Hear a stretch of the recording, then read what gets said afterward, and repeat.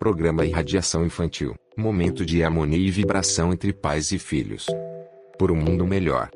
Acesse www.cavile.com.br. História do dia: Tita, a tartaruga persistente, por Tati Machado.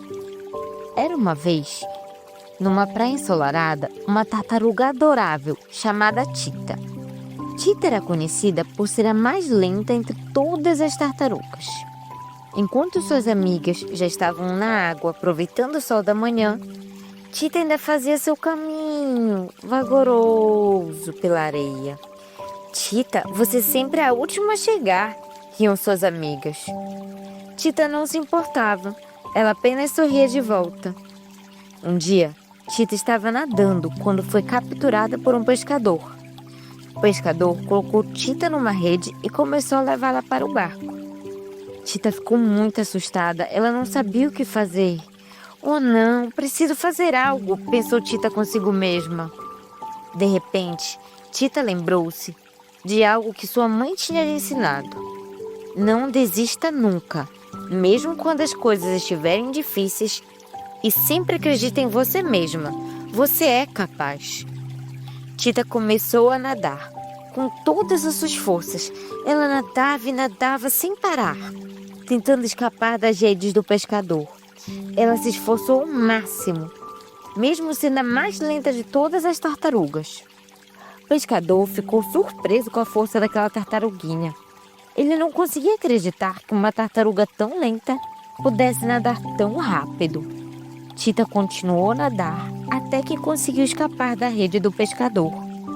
Quando ela finalmente alcançou a praia, os outros animais que testemunharam sua fuga ficaram impressionados. As tartarugas que antes zombavam de sua lentidão agora olhavam para Tita com respeito.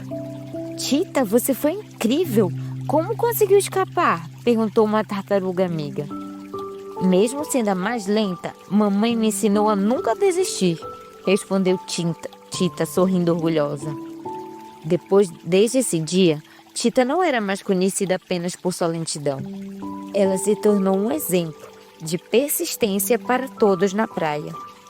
Mesmo que você seja diferente dos outros, nunca subestime sua própria força. E sempre lembre que acreditar em si mesmo é ser persistente. Pode fazer você superar grandes desafios.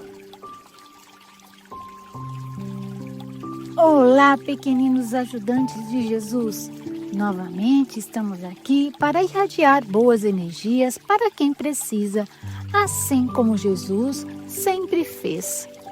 A história de Tita nos ensina sobre como é importante ser persistente e ter autoconfiança.